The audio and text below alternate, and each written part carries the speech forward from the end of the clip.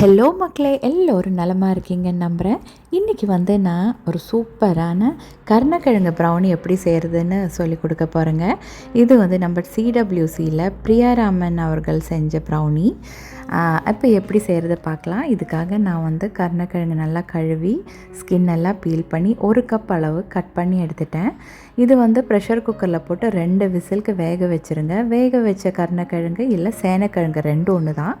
இது நல்லா மிக்சர் ஜாரில் பேஸ்ட்டு மாதிரி அரைச்சி எடுத்துருங்க. மை மாதிரி பேஸ்ட்டாக அரைச்சி எடுத்துருங்க. இது இங்கே இருக்கட்டும். ஒரு பவுல் எடுத்துகிட்டு ஒரு முட்டை எடுங்க, உடச்சிடுங்க ரூம் டெம்பரேச்சரில். அப்புறம் ஒரு 3/4 cup firmly pack brown sugar, இல்லைன்னா ஜாகரி பவுடர், இல்லைன்னா மஸ்கோவாடோ சுகர், நீங்கள் எது வேணால் யூஸ் பண்ணலாம். அவங்க மஸ்கோவாடோ சுகர் யூஸ் பண்ணியிருப்பாங்க சிடபிள்யூசியில். நம்ம இதில் எது வேணால் யூஸ் பண்ணிக்கலாங்க. இப்போ விஸ்க் இல்லைன்னா ஃபார்க் வச்சு நல்லா மிக்ஸ் பண்ணிக்கோங்க. இந்த சேம் டைம் ஓவன் 180Cக்கு ப்ரீ ஹீட் பண்ணிக்கோங்க. ஸ்டவ் டாப்னா பாத்திரம் ஒரு மீடியம் ஹீட்டில் ப்ரீ ஹீட் பண்ணிக்கோங்க. வேனிலா எசன்ஸ் 1 டீஸ்பூன் எடுத்துக்கோங்க. நம்ம அரைச்சி வச்ச சேனைக்கிழங்கு இல்லைன்னா கருணக்கிழங்கு பேஸ்ட்டு இதில் சேர்த்துக்கோங்க. அப்புறம் நல்லா மிக்ஸ் பண்ணுங்கள். நீங்கள் யோசிக்கலாம், என்னடா சேனைக்கிழங்கு வச்சு பண்ணி ப்ரௌனி பண்ணி சாப்பிடும்போது இரிட்டேஷன் இருக்காதா, ஒரு மாதிரி இச்சிங் ஃபீல் ஆகாதா? ஒன்றும் கிடையாதுங்க. இது நம்ம யாருக்கிட்டையாவது சொன்னால் தான் அவங்களுக்கு தெரியும் இதில் சேனைக்கிழங்கு இருக்குதுன்னு. மற்றபடி ஒன்றுமே தெரியாது. ஏன்னா அந்த அளவுக்கு மெல்ட் இன் மவுத்தாக ரொம்ப சூயாக ரொம்ப டேஸ்டியாக இருக்குங்க. அதனால கண்டிப்பாக ட்ரை பண்ணி பாருங்கள். இப்போ முட்டை சேர்க்க வேணாதவங்க நீங்கள் தயிர் சேர்த்துக்கலாம். ஒரு 1/4 கப், 1/4 கப்பு தயிர்.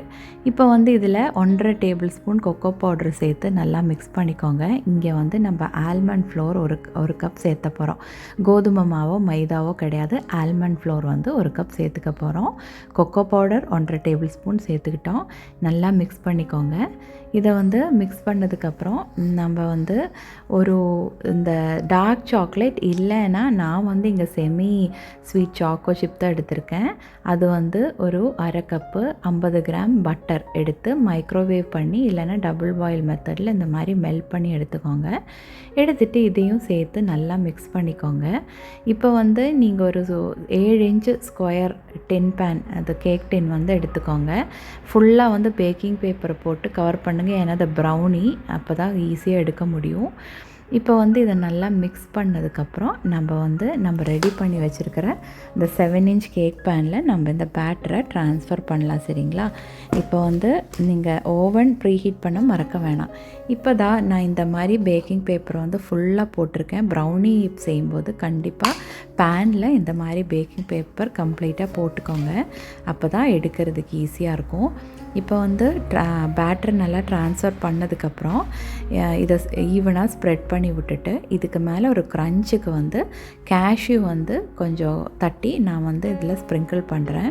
உங்களுக்கு நட்டு வேண்டாம் அப்படின்னா ஒன்றுமே போடாமல் அப்படியே பேக் பண்ணலாம். நான் ஒரு க்ரன்ச்சுக்காக கேஷ்யூ போடுறேன். ஆல்ரெடி நம்ம ஆல்மண்ட் ஃப்ளோர் தான் யூஸ் பண்ணுறதுனால நான் ஆல்மண்ட் போடல, கேஷ்யூ போடுறேன். இப்போ இது குழந்தைங்களுக்கு இப்போ சேனைக்கிழங்கு ஆக்சுவலி ரொம்ப நல்லது ஹெல்த்துக்கு. ஆனால் குழந்தைங்க கொஞ்சம் சாப்பிட்றதுக்கு யோசிப்பாங்க. அப்படி இருந்துச்சுன்னா அது கண்டிப்பாக செஞ்சு கொடுங்க. சும்மா வாங்க, அவங்க சிடபிள்யூசியில் இந்த வின்னிங் டிஷ் வாங்கினாங்க, அந்த அளவுக்கு டேஸ்ட்டுங்க இது. இப்போ நம்ம இதை கேஷ்யூ எல்லாம் போட்டதுக்கப்புறம் ஓவனில் மிடில் ரேக்கில் வச்சுட்டு உங்கள் ஓவனோட ஹீட் எப்படியோ அதுக்கேற்ற மாதிரி பேக் பண்ணுங்கள். நான் 25 to 30 மினிட்ஸ் சஜஸ்ட் பண்ணுறேன். உங்கள் ஓவன் ஹீட்டு பார்த்து பேக் பண்ணுங்கள். நான் 30 மினிட்ஸ் பேக் பண்ணேன். என்னோடய கேஸ் ஓவன் மிடில் ரேக்கில் வச்சு பேக் பண்ணுறேன். இப்போ 30 மினிட்ஸ்க்கு அப்புறம் பக்காவாக நம்ம ப்ரௌனி, சேனைக்கிழங்கு ப்ரௌனி ரெடி ஆகிருக்கு. இப்போ இது நல்லா கூல் ஆனதுக்கப்புறம் உங்களுக்கு நான் இதை கட் பண்ணி காமிக்கிறேன். இப்போ நல்லா கூல் ஆயிடுச்சு. நான் நைஃப் வச்சு கட் பண்ணுறேன், ஈக்குவலாக கட் பண்ணுறேன். குழந்தைங்களுக்கு கொடுக்கறதுனால என்கிட்ட ஏற்கனவே மெல்டட் சாக்லேட் இருந்துச்சு. அதை இதுக்கு மேலே சும்மா ஒரு அழகுக்காக நான் பைப் பண்ணுறேன். இதுக்கு அவசியமே கிடையாது, இல்லைனாலும் இது யம்மியாக ஸ்வீட்டாக தான் இருக்கும். இருந்தாலும் அது இருந்ததுனால நான் குழந்தைங்களுக்குங்கிறதுனால நான் அதை பைப் பண்ணுறேன். சரிங்களா? இது ஆப்ஷனல் தான், தேவையே கிடையாது. இப்போ இதை நான் பைப் பண்ணிட்டேன். நான் உங்களுக்கு வந்து எப்படி ஒரு பீஸ் உள்ளே எப்படி இருக்குது, ப்ரௌனி எப்படி வந்து சூயியாக யம்மியாக இருக்குதுன்னு உங்களுக்கு காமிக்கிறேன். அப்போ உங்களுக்கு புரியும். இதை நீங்கள் செய்ய ஆரம்பிச்சின்னா அடிக்கடி செய்வீங்க. ஏன்னா அந்த அளவுக்கு ஈஸியாக இருக்கும். இது நான் செஞ்சு ஒரு நாள் கூட ஆகலைங்க, தீந்துருச்சு. அதுதான் உண்மை. பார்த்திங்களா எவ்வளோ சூயி யம்மியாக இருக்குது. இதை நான் சாப்பிட்டு பார்த்தேன், அவ்வளோ டேஸ்ட்டாக இருந்துச்சுங்க. நீங்கள் கண்டிப்பாக ட்ரை பண்ணுங்கள். என்கிட்ட ஃபீட்பேக் அனுப்புங்க. செஞ்ச பிக்சர் இருந்தால் அனுப்புங்க. மறுபடியும் சூப்பரான ரெசிபியோடு பார்க்குறேன். பாய்.